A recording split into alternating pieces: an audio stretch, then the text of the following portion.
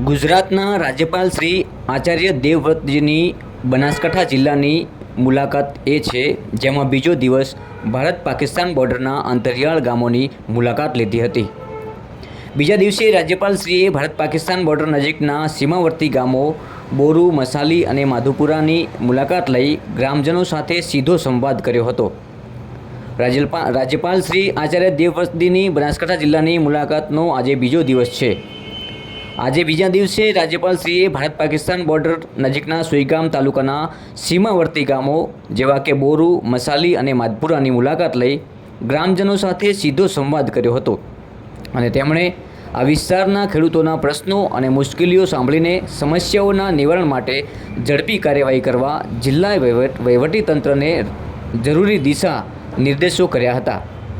રાજ્યપાલશ્રીએ દેશી ગાય આધારિત પ્રાકૃતિક ખેતી અંગે ગ્રામજનો સાથે સંવાદ કરી ખેડૂતોને રાસાયણિક ખેતી છોડી પ્રાકૃતિક ખેતી તરફ વળવા માટે વિસ્તૃત માર્ગદર્શન પણ આપ્યું હતું। સીમાવર્તી ગામોની મુલાકાત દરમિયાન રાજ્યપાલ શ્રી આચાર્ય દેવવ્રતજીએ જણાવ્યું હતું કે ભારતના યશસ્વી પ્રધાનમંત્રી નરેન્દ્ર મોદી બોર્ડર વિસ્તારમાં રહેતા લોકોની વિશેષ ચિંતા કરે છે। સીમાવર્તી ગામના લોકો અન્નદાતાની સાથે સીમાના પ્રહરીનું કામ પણ કરે છે। દેશના અન્ય ભાગમાં રહેતા લોકોને જે સુખ સુવિધાઓ મળે છે એવી જ સુવિધા સીમાવર્તી ગામના લોકોને મળવી જોઈએ। તેમણે કહ્યું હતું કે કોઈ રાજ્યપાલે સરહદી વિસ્તારના ગામોની મુલાકાત લીધી હોય એવી આ પહેલી ઘટના હશે। મેં રાજ્યના તમામ સીમાવર્તી વિસ્તારની મુલાકાત લેવાનું આયોજન કર્યું છે। जैविक खेती मैंने भी की है, उसमें पहले 3 साल उत्पादन नहीं मिलता, लागत भी कम नहीं होती और मेहनत भी कम नहीं होती।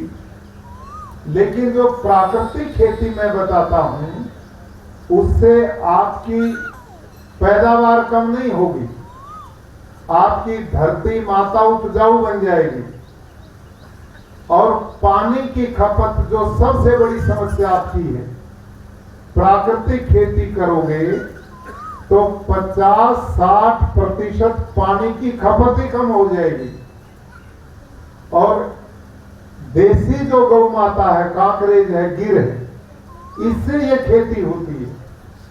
इस खेती करने से आप कुछ ही दिन में देखेंगे हड़सिया जो खत्म हो गया खेत में वो दिखाई देगा आपको, सूक्ष्म जीवाणु बहुत हो जाएंगे और आपकी पैदावार बढ़नी शुरू हो जाएगी।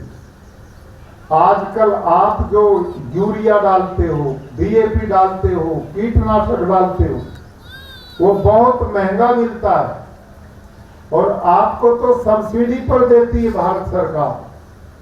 पिछले साल 2.5 लाख करोड़ रुपए का यूरिया डीएपी विदेशों से भारत में मंगाया गया। 2.5 लाख करोड़, इतना तो गुजरात प्रदेश का सारा सरकार का बजट है।